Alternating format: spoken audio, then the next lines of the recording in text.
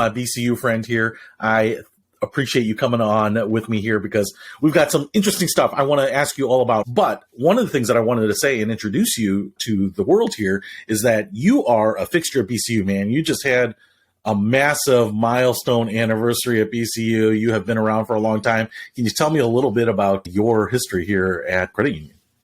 Peter, thank you so much. And I got to say, it's an honor and a pleasure to be on the podcast with you. And I'm very excited. Yeah. Thank you for reading the copy that I sent you earlier. Yeah. Funny. I've been here this is my 20th year now, which is interesting because I just turned 27. Yeah. When you do the math, I started young. The internship program starts early. Huh? Yeah. Hey, get out of fifth grade and to work. But it's funny looking back on my journey. It's interesting. I started off in the call center. So I was able to go ahead and learn absolutely everything you would ever need to know about finance for helping out our members. Then I moved there was a training position. So I was a trainer for a couple of years where I was able to go ahead and lead just the BCU culture and training and working with a number of different managers just across the organization and across the country and in Puerto Rico also. Then I hopped into the branches for a couple of years. So I was able to go ahead and work at 2 locations where I was able to work with our members face-to-face.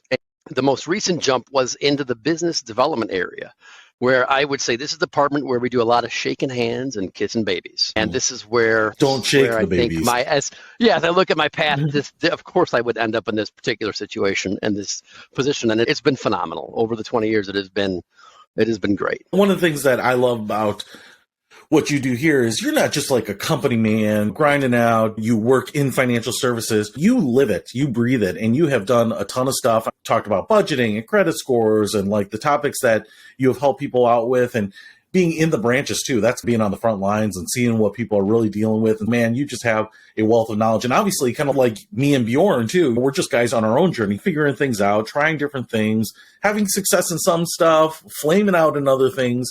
And it's sometimes funner to talk about the stuff that always works out well. But you actually shared something recently, and just to paint the picture a little bit, we're going to talk about timeshares here and your experience with them and how you figured out how to ultimately get to where you needed to be with that. But one of the things that I didn't tell you is that I did financial coaching for several years. It's how I started in the financial wellness side of it. And there is this cycle of timeshares. You know, the economy gets good, people have some money, they think about traveling, and timeshare companies blow up. A lot of people get into them, and then the economy slows down, and a lot of those people kind of are stuck with them. They don't want to use them. They're not going to travel, whatever it might be. And so over the years, I have had, and not just consistently, it's really moved with the economy, people that have been working to get out of timeshares. And so actually the first time I got it, I actually had no idea what to do, and I was learning along the way. But I thought, all right, this might be a one-off. I don't know how common this is, but it is super common. And one of the things that I thought might be helpful to people is just to explain your journey, because I think a ton of people can relate to it. But first of all, you ended up with the timeshare. Can you explain kind of how you even got there? Yeah, absolutely. Yeah. Let me dive into this in a little bit. And I will say this. Timeshares, they're great for some people and they're not great for some people. So I would say it is really a matter of perspective when it comes to timeshare. So I don't want to persuade or dissuade as we talk through this, but and I know some people who love them, right? Because you can trade them. We'll talk a little bit more about what they are, but some people really kind of like the predictability of them and the price points. And so I know some people who like swear by them. And I also know some people that never do them again. It can be very binary, but this is not to say that they're bad or good. I think for each person, it really depends. Some people would never be a member of a country club like me, you know, but some people love it, right? Different strokes for different folks. Absolutely. No, and you hit the nail on the head, Peter, 100%. And I'm just going to kind of start from the beginning. Is my wife and I love to travel. So we've been traveling ever since I think I was 18 and on the road to Mexico, Cancun, Puerto Rico. So just understood kind of the value of travel and what it could bring. And I will say this also was way before Expedia was ever invented. This was way before any of those self-serve websites that you can book everything now on your phone. We didn't have any of that back then. So we had to work through a travel agent for most of our traveling so we can understand where we're able to go, get a price point, budget for it, and have it just overall have it planned. And then we had ended up going to dive into the world of timeshares, where you can go to a number of different locations. You would become a owner or part owner of the timeshare, and you could more or less do what we're doing now with a travel agent, but through a timeshare. So I had a basic idea of what it was. We bought into it at the lowest price point, which I think then was about $13,000, $14,000. And the idea is that you would have an X amount of points that you could use. I believe it's every 2 years. And again, this is going back years and years ago. It sounds great. No problem at all. So we were able to go ahead and start paying towards our timeshare, start paying to use it. And then our realization was that you can pretty much only go to the same few places that are within the timeshare, like we were talking earlier. And even then, because we had such low points, we were only able to do 2 or 3 days at a time. So one of the big awakenings, I would say, is we were going to go to Hawaii. And we're like, this is great. We'll go to Hawaii. We'll be able to go ahead and use our timeshare. And then we found out that we can only use 2 days. And then the rest of it would have to be going through a hotel. And again, we weren't ready for that. And then we started kind of looking a little bit deeper into it and realized that we didn't have enough points to go pretty much anywhere. And then you'd have to buy into the next area, which is like $20,000. And it just started, that's how you get into timeshares, where, if you buy more of the timeshare, you get more points to use. And it was about a good 2 years where we didn't go anywhere using the timeshare because we couldn't go anywhere on a 7-day vacation. Meanwhile, we were paying every single month for the timeshare. On top of that, there was an assessment. There's always assessments where, hey, they're going to fix the pool at one of these locations, so we would have to pay extra for that. So basically, what we had realized, we just kept throwing money at this timeshare that we were never able to use. So that's kind of where we found ourselves and how it was. Now it's different. Now you can go on to, let's say, Expedia. You can book your trip. You can edit your trip. You can choose your flights. You can choose your hotel with 3, 4, 5 clicks of your mouse. Back then, it wasn't that easy at all. We thought this would be an easy way to go about it. So, it would never make sense to go to Hawaii for 2 days. You spend more time in an airplane than you will on the ground. Right. Absolutely. So that makes a lot of sense. And so you need a certain amount of time just to be at a place. And I'd say, like you said, a week at the minimum in some of these places because of how long it takes to get there. But can you explain a little bit about what the process was for the timeshare? So you mentioned like this buy-in. Was this like $13,000 something you had to pay up front? And that kind of gets you like the sliver of ownership of, is it like multiple buildings? Are you always in the same unit? Is it as granular as a particular unit in a resort building, or is it broader, like just access to a resort or something like that? No, great question. So the company that we went through financed it for us. So we were able to go ahead and purchase it, and then we would just make our monthly payments on the $13,000. And I believe we had a deed to one specific property. However, you could use, I think they had at that time, about 10 properties. So you could do about 10 properties that you could use at any point in time, but you had to have enough points to use them. And then you also had to book it far enough out in advance where you were able to get those 2 days consecutively. That's the other side of it, because what you'll find is if you say, I've got vacation time, I've got some extra money, let's book a trip in 3 months. If you hadn't planned that out about a year, most likely you're not going to get consecutive days, which again defeats the point of a vacation, so to speak. Is it because that most people are taking vacation at the same time, so there are these high demand times, or is it just because they've sold so many that all the days are spoken for, even if you are planning it out? Or is it because, hey, we're looking to go over Christmas, we're looking to go over spring break or summer, and that takes up all the time? Or can you pick a lower usage time and get those days together even with your points?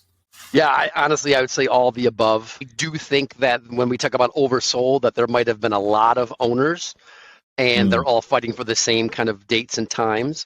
I would also say, yes, that some of the points are going to be higher, just like when you look at flights, how the flight prices go way up when you go to Thanksgiving week, when you go to the holiday weeks, when you go to spring break. And you have a little person now, Peter, so when they get into school and you can travel in the summertime, you can travel in spring break, and that's about it. My wife's a teacher, so for as long as we've been married, the vacations have always been around the school breaks anyway, so I know it. Yeah, and you just get hammered with spring break flights, the hotels. Of course, if you were to go the week after the spring break season, everything just plummets, but we've never really had the opportunity to do that because teachers are really incented to not take time off outside of their scheduled vacation. So I totally get that. Can you talk a little bit about the attractiveness of timeshares? Obviously, I have seen a lot of things where it's like, hey, come to our timeshare presentation and get a free meal or something like that. And I feel like they must work. People must go to them, see the presentation, and do some sort of math in their head where they say, wow, this is good. We've gone here. We've paid for these hotels. It must make some financial sense, right, to have a timeshare. There must be something attractive about it on that end. Can you explain kind of what that process is and why that is attractive to folks? Absolutely. And I know that we did hear it through an acquaintance, like just heard about what a timeshare was. And we love to travel. So we're like, hey, this sounds like it'll make traveling easier for us. We went to the presentation and they did give us like an evening at a hotel. So they did pay for that. And then we had, I think it was a free 4 days down in Florida, which was probably their best hotel. We had a great time and we're like, we definitely want to be a part of this. So yes, there was a big draw in to purchase, to be aligned with this company. We're like, wow, that is amazing. So yes, I would say that when you're looking to buy and when you're a potential buyer, you will have the red carpet rolled out without a doubt. Gotcha. Yeah, and now $13,000 is no small amount to finance to get into this. Did you look at that money over the number of days and the facilities? Like, how did you decide that it was worth it for this amount of money for this experience? Like, when I think about $13,000, I'm like, oh, wow. Again, Expedia, Travelocity, a lot of these places didn't exist where you could price shop, maybe find last minute deals and all of that too. But I think, wow, that's a lot of money. But what I think it does too is it gets you not just into the next vacation. You own this kind of a perpetuity, right? So part of this is thinking about, oh, for years, for forever, we could potentially use this, right? So the math is a little bit dependent on how you think about vacation. Is that right? How does it become interesting? Absolutely. And I think you used the keyword there, perpetuity, which is one of the things I would always say. Look at the fine print before you do any type of purchase or loan and understand what perpetuity actually means. It never ends. It never ends. I would say when we first got into this, it was more emotional than it was financial. So I think we had purchased it at about 11% interest rate. It was a very high rate. You're not able to finance a timeshare as a first mortgage, as a second mortgage. It doesn't work like that at all. So we financed it at a higher interest rate. So I would say the fiscal idea was definitely a lot more emotional. It was, we want to be a part of this. We want to travel. We want to see different places. We want new experiences. And this is what it will cost us to get to that point. So it was definitely a lot of emotion. And I think the timeshare does a great job of tapping into that emotion. Yeah, you want to be on this oceanfront hotel that is going to give you everything you possibly need and satisfy all of your traveling needs, your wanderlust needs, so to speak. Yeah. And I think that's a really big side of it. Stepping back and looking at it past, I would say that we didn't take a lot of time and we didn't take a lot of thought behind the purchase. Gotcha. Getting wrapped up in the moment. And that's what they want. In any sales presentation, you want people to be emotionally invested and sign on the line. And so what it sounds like is because they had these really great facilities, on one hand, if you do it yourself, booking your room, if you want anything else, you're paying for it. If you want beach access, if you want chair, it's just like everything is available, but you're going to have to buy it. But in a timeshare, it sounds like maybe it's more inclusive. You have access to more stuff. Is that fair to say with the timeshare? I would say it is definitely, it's that exclusive ownership that really like ropes you in. But yeah, I'm an owner of this. I have part ownership of this. Gotcha. So the other people, they're owners too. So you think, oh, maybe a little more affluent, maybe a little calmer, good neighbor situation when you're on vacation. Now, this company that you were with, it sounded like they have locations in various vacation spots, right? Is that right? And so you would be able to use your points and go to some of the other locations if you wanted to? Was that part of the attraction here? Yeah, all around the country. And then there's another large kind of a timeshare company where you buy in locally. When I say locally, the U.S., but you can look to use those points globally. So it just is a lot of work. It's a lot of effort back then to go through that. But I would say it gives you access to a lot. Okay. All right. So let's start going down the rabbit hole here. And you mentioned some stuff here, assessments, and I don't know if there's ongoing fees and HOAs and things like this. But as you get into this, what is the realization that there is more to this from your perspective as an obligation on your end than maybe you expected? What were the things that started creeping up that you learned? Yeah, the realization was then we kept paying on this every month after month, and we weren't able to really use the points when we wanted to use them. And then I believe it was a one specific mailing where it stated like, hey, we need to refurbish a pool, and that's going to be X amount. And so on top of our monthly payments, we then had to pay for a new pool. And then, of course, we're always getting mailings again, back then, mailing was the big way of getting the word across. Yeah. Oh, I remember it. But it was like, hey, if you upgrade to this level, if you go to the $20,000 level, the $30,000 level, this is what you're going to get for it. So those were constantly in front of us. And that's when my wife and I decided we can't keep going at this pace. And then we also, it didn't take us where we wanted to go. We wanted to go to the Caribbean. We want to go to these turquoise waters, St. John, St. Thomas. We want to go to just to different locations that unfortunately were not included in this particular package that we had bought. I still want to go there. Never been to St. John. It's not too late, Peter. It's not too late at all. I hope so. Maybe I should just get going after this because the weather around here is starting to turn a little bit. But yeah, that makes sense. So at that level you were at, and you mentioned that you weren't really going on vacations. You were paying for this and not going anywhere. Was that because of the time limitation, or was it because of the cost and then not wanting to spend money on top of what you were paying? There's almost this catch-22. You're paying a lot of money now and you're not going anywhere in some cases. How did that happen? You nailed it. Yeah. So we had realized that we were paying it was just a lot of money every single month to keep this going. And then, we weren't able to travel because all of the locations that we wanted to go, it was going to be 2 days or here, or 2 days there. So it just became more of a headache for us than anything else. So we had to book it out. I think we tried to book one out about a year in advance. And we had to wait a whole year, and then we kept paying and paying. And I want to say we had the timeshare for about 4 years, 3 years, something like that. Okay. And then we realized we're just throwing our money away. We're not going where we want to. It's just the cost versus the benefits started to creep up pretty slowly at first. We're going to use it, and it's going to be great. And then we realized, wow, we really can't use this. If we want to use it, we've got to pay more money to get into a higher tier. So then we had a discussion. I would say it was probably the third or fourth year. And forgive me if my timeline is a little bit off. This was years ago. But we decided that we were done. We couldn't keep doing it. And then we come to find out that no one's buying a timeshare. So if you try to sell your timeshare, no one's buying it. And gotcha. You can sell your timeshare. So it's kind of like equity, and you could go out and get rid of it. Okay. You could. You have that option, and we weren't able to sell it whatsoever. We had it listed, and again, we had to pay to have it listed, and then it wasn't going anywhere at all because no one wanted our points, the small amount of points that we had, and we realized that we had to start to take a different path, so to speak. Gotcha. So did you get to that point where you decided that you were going to get out of this and sell it or exit from this, just a slow boil, or did you upgrade to that $20,000 tier? And, we never upgraded. Okay. Yeah. So we decided to stay where we're at. Yeah, just because, again, the dollar amount, that's when the budget side, once the emotional aspect ends, it always does. We started looking at the actual fiscal side of things. We realized, no, we can't spend another 7, 8, 9, 10 grand on this.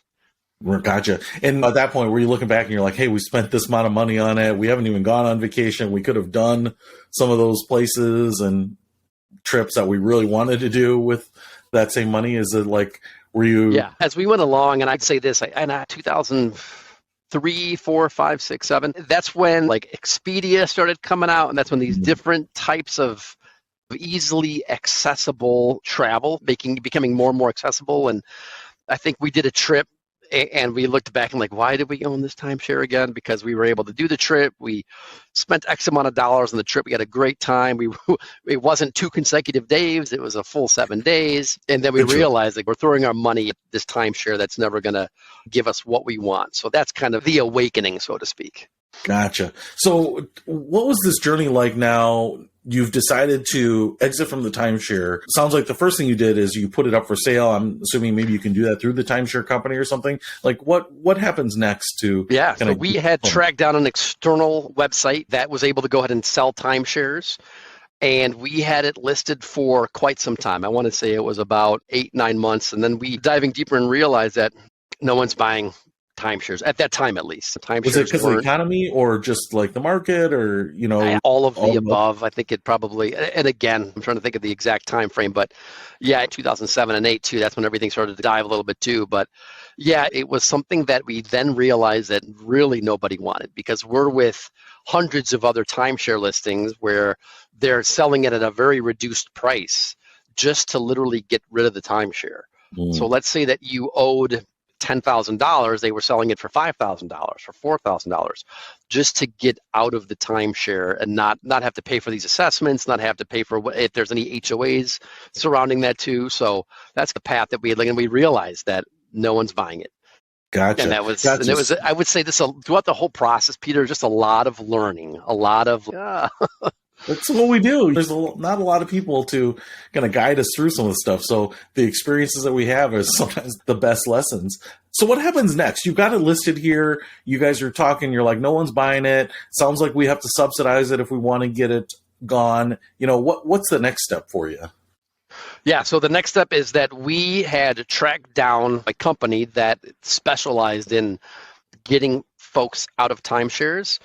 And we decided to go that route, and we retained their services, and that also cost quite a bit of money to do. I want to say it took about 3 months. And then after what was done, we had lawyers involved with this other exit company, and they were able to go ahead and they got us out of our timeshare. What did they do that the website where you originally listed it wasn't doing? How does someone more of it? I know that I have that question quite a bit. Like, is there something I could have done? And I would say this: if there's something that I could have done to get out of it myself, I would have gone that route. But I believe they retained lawyers and to get us out of it. And I have talked to a few friends that have also gotten out of timeshares this way. So you Okay. had to pay it. They had to pay to have it done, but then they were able to go ahead and state So that they no. didn't really find like a new buyer. They just No. got you out of your We just contract. got out of with our the original- contract, right? Okay. But we had to pay for it. So that was the other. So there's lessons on both sides of getting into the timeshare and spending money, going through the timeshare, spending money, and then trying to get out of the timeshare and spending money. So the whole Right. process was a lot of money. And I would say we never really got what we wanted out of it. However, at the end of it, once we're out of it, it was great. So that is off our plate. There's no longer a line item on our credits report that is in perpetuity. Yeah. It's off.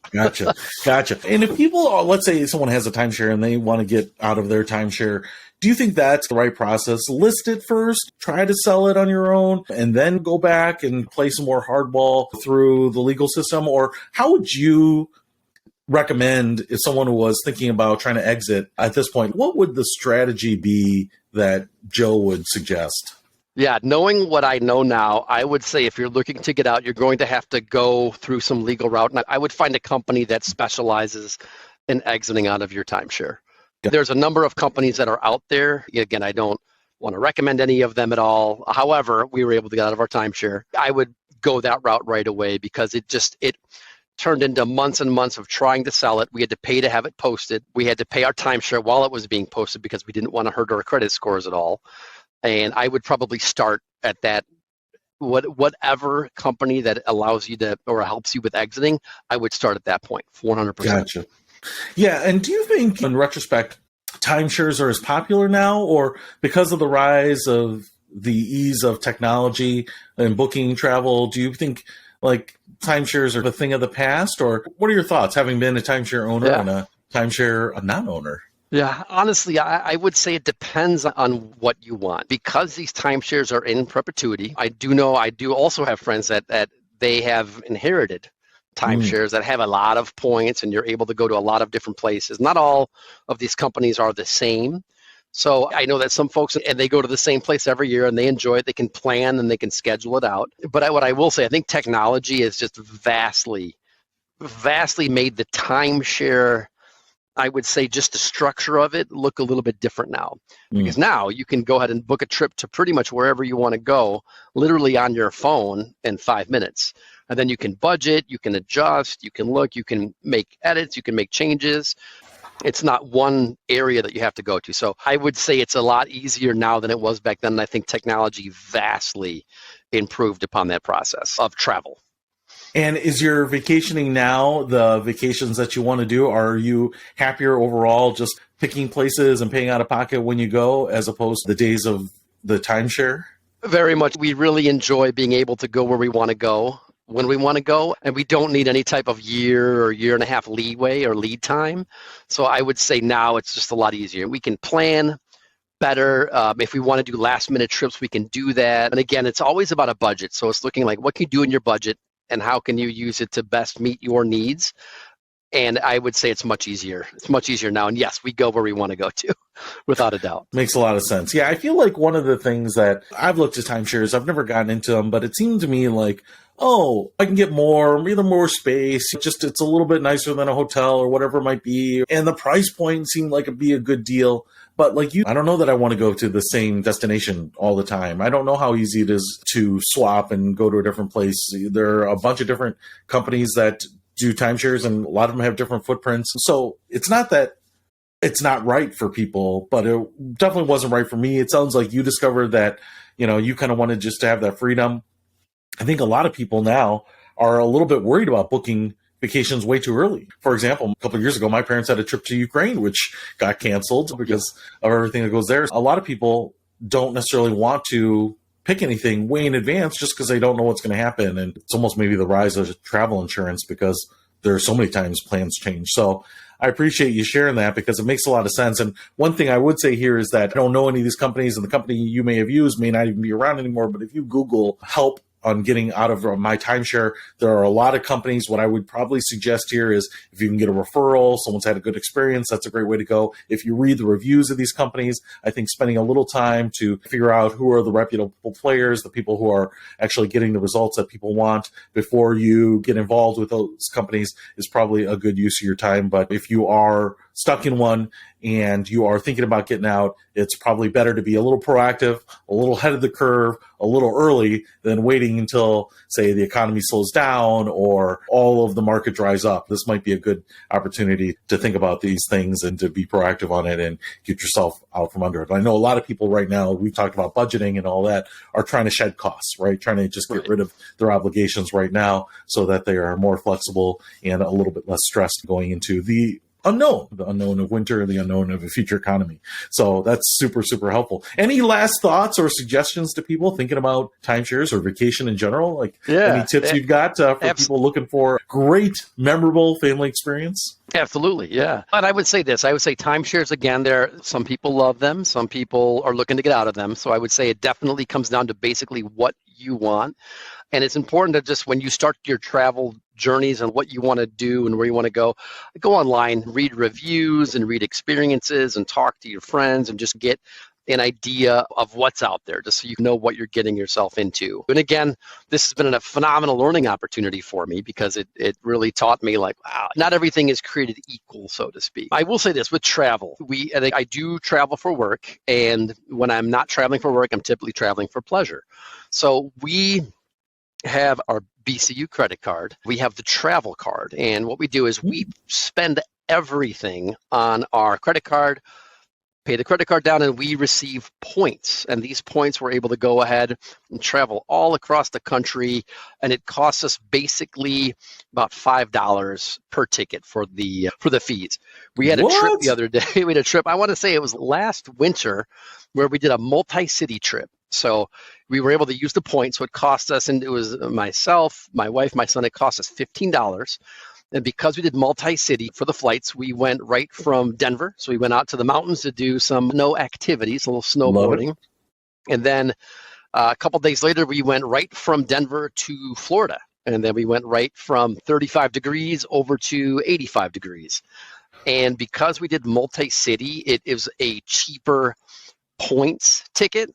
And again, the whole trip costs us about $15 in total with flights. So I would say dive into whatever credit card that you have. Again, I have my BCU credit card, my travel card that we use. And I would say really understand how the points work and how they can really fit you as you travel throughout your life. I love it. How does someone go about taking a look at the BCU travel credit card and applying if they are interested? Yeah. First and foremost, you can go right to our website, bcu.org, and you can take a look at our credit card area. And then we have a number of different credit card options that you can choose. Again, There might be one that would fit you better, but for us, it's the BCU Travel Rewards Card. And then it is connected to a site where it will show you all of the flights that you want to take and then what the point number is going to be for those flights.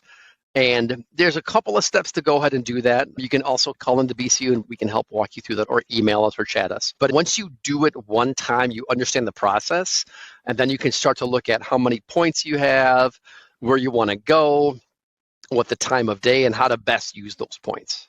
I love it. I love it. Yeah, obviously some other cards there too. I've got a BCU credit card in my wallet, and they are obviously just great. We use them ourselves, and it sounds like it's a great way to hack your way into some vacations that you want, some travel and experiences, and it's just more than a credit card, or it's more than a credit card. It's the experience that you get to have, in your case with your son, on the slopes. By the way, I'm a goofy footer on snowboarding. I go back the other way. So we won't hold that against you, Peter. It's okay. So I'll be looking at you while you're looking at me as we're going down. But yeah, that is awesome. And I think what's a great tip about that is that I know so many people talk about how hard it is to budget and to save money for vacations because they can be expensive and all these other things. This might be a way to put that on cruise control so that you don't necessarily have to think about it, right? You're doing your normal spending, collecting your points, and now it's almost like you're funding that vacation fund through your credit card. Get yourself some opportunities there. And if you find a really good deal on that you haven't been to before, or something that you've thought about, maybe it's a great opportunity to be exposed to some new stuff, some new ideas on that portal. Great tips. I love the suggestions on the timeshare. So if you are stuck in a timeshare, you're trying to think about getting out of it, hopefully some of the tips that you've been able to share here will help. But otherwise, if you want to extend on your happiness, extend your travel, the BCU credit card can be a great way to go to build on that. Joe, I appreciate it. Thank you so much. I know you've been a fixture at BCU. I want to say that your spirit, your cheerfulness, your ingenuity, your personal investment into personal finance to make yourself an expert on it really shows. And I have loved working with you over the years here, and what you do for people, whether it is behind the scenes in corporate or what you have done for people up on the front lines and branches where we first got connected. So it's just really something that I really appreciate, because you are really representative of just the culture that we have here at BCU and the people that we have. I really appreciate you jumping on here, sharing some of these tips and helping out a lot of people. But I am hoping to see you here again soon on a couple other topics that we've got brewing. Oh, first of all, Peter, you're too kind. I love to be a part of this podcast. I think it's very beneficial, and I think you can really get a lot out of it. So, yeah, absolutely. We'd love to come back. Thank you for having me. No, it's been my pleasure. So thanks again for joining us for another episode of Life Money You, where we talk about life money so that you can get some ideas to help you on your journey to financial freedom. So we will see you next time. Take care.